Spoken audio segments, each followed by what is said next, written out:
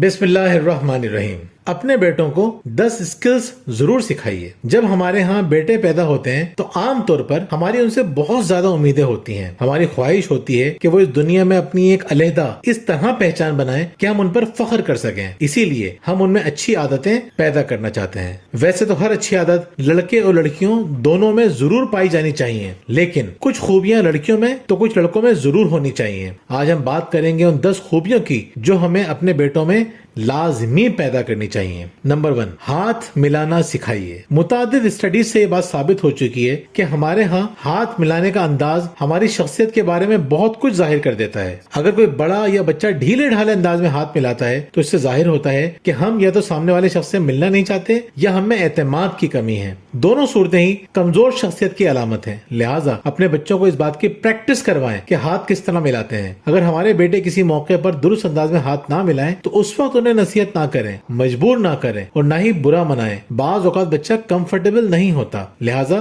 گھر واپس آنے کے بعد یا اگر مہمان گھر میں آئے ہیں تو ان کے جانے کے بعد ایک مرتبہ پھر اچھی طرح پرفارم کر کے دکھائیں۔ آنکھوں میں دیکھنا اور مسکرانا سکھائیے۔ ہاتھ ملانا ہی کافی نہیں، مسکراتے ہوئے آنکھوں میں آنکھیں ڈال کر دیکھنا بھی ضروری ہے۔ کہتے ہیں کہ انسان کا اعتماد اور حوصلہ اس کی آنکھوں میں ہوتا ہے۔ آنکھوں ہی نہیں، مسکراہٹ میں بھی ہوتا ہے۔ آنکھوں میں دیکھنے سے مراد یہ ہے کہ پوری توجہ سے آنکھوں یا چہرے کی جانب دیکھتے ہوئے بات سنی اور کہی جائے، اور مسکراہٹ ایک ایسی خوبی ہے جو سب کو گرویدہ کر لیتی ہے۔ نمبر 3، شکوہ شکایت اور الزام تراشی سے روکیے۔ چاہے ہم کسی خاندان میں دیکھ لیں یا کسی دفتر میں، کمزور اور مضبوط انسان میں سب سے بڑا فرق یہی ہے کہ کون شکوہ شکایت اور الزام تراشی کرتا ہے یا کون ٹھنڈے دماغ سے فیصلہ کرتا ہے۔ ناکام اور ناپسندیدہ شخص اسے سمجھا جاتا ہے جو صرف شکوہ شکایت اور الزام تراشی کرتا ہو۔ اپنے بچوں کو سکھائیے کہ اپنی نہیں، اپنوں کی غلطیوں کی ذمہ داری بھی قبول کرنا سیکھیے۔ بچت کرنا سکھائیے۔ بچت کرنا بچوں کے لیے نہیں، بڑوں کے لیے بھی بہت مشکل ہے۔ اس کی وجہ یہ ہے کہ بچت کی عادت کم عمری میں نہیں ڈالی جاتی۔ بچوں کو سکھائیے کہ انہیں جتنی جیب خرچ ملتی ہے اس میں سے آدھی بچائی جائے۔ جیسے ہی بچے 2-3 ہزار روپے بچا لیں، انہیں بینک لے کر جائیں اور اکاؤنٹ بھی کھلوائیں۔ بہتر ہوگا کہ انہیں سکھائیے کہ اکاؤنٹ کو آن لائن کیسے آپریٹ کیا جاتا ہے۔ انہیں سکھائیے کہ اکاؤنٹ سے پیسے نکالنے کے لیے نہیں، جمع کرنے کے لیے ہیں۔ دسترخوان یا ڈائننگ ٹیبل پر بیٹھنا سکھائیے۔ اگر بچوں کو کھانے کے آداب سکھا دیے تو اس کا فائدہ انہیں زندگی کے مختلف مواقعوں پر تو ہوگا ہی، اس وقت بھی ہوگا جب وہ جاب انٹرویو یا کسی بزنس ڈیل کے لیے جاتے ہیں۔ جنہیں کھانے پینے کی تہذیب نہیں ہوتی انہیں پسند نہیں کیا جاتا۔ کھانا کتنا نکالنا ہے، کب نکالنا ہے اور کب دوسروں کو شروع کرنے کے لیے کہنا ہے، ان تمام باتوں کی بہت اہمیت ہے۔ واضح طور پر بات کرنا سکھائیے۔ ہم دیکھتے ہیں کہ کچھ بچے اپنی بات واضح الفاظ میں نہیں کہہ پاتے۔ یہ بات ان کی شخصیت کی بہت واضح تشریح کرتی ہے۔ ذہن میں لائیں کسی ایسے بچے کو جو اپنی بات واضح الفاظ میں نہیں کہہ پاتا۔ اب ذہن میں لائیں ایسے بچے کو جو اپنی بات واضح طور پر کہہ لیتا ہے۔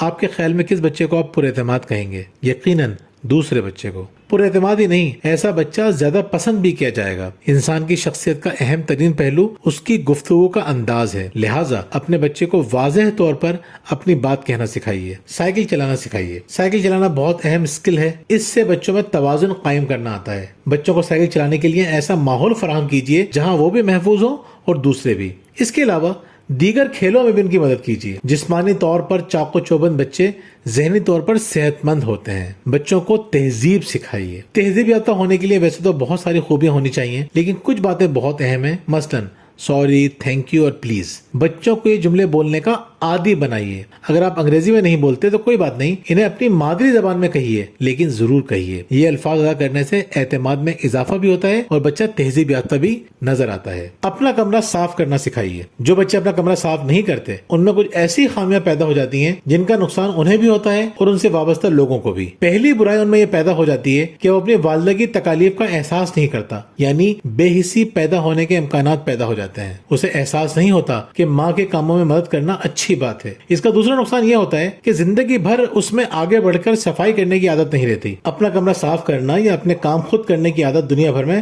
بہت اچھی اور بڑی عادت سمجھی جاتی ہے۔ عزت کرنا سکھائیے۔ اگر آپ ان لوگوں کی فہرست بنائیں جنہوں نے تیزی سے ترقی کی تو ان میں اکثریت ان کی ہوگی جو دوسروں کی عزت کرتے ہیں۔ دوسروں کی عزت نہ کرنے والوں کو عام طور پر ترقی اس لیے نہیں دی جاتی کہ وہ ترقی دینے والوں کے ساتھ بھی بدتمیزی کرنے لگتے ہیں۔ عزت دینا ایک ایسی خوبی ہے جو بہت کم لوگوں میں نظر آتی ہے، اور جن میں آتی ہے انہیں بہت زیادہ عزت ملتی ہے۔ ناظرین، یہ 10 خوبیاں اپنی اولاد میں پیدا کیجیے اور دیکھیے کہ ان کی کامیابی اور ترقی کا سفر کتنا تیزی سے آگے بڑھتا ہے۔ بہت بہت شکریہ۔ اللہ حافظ۔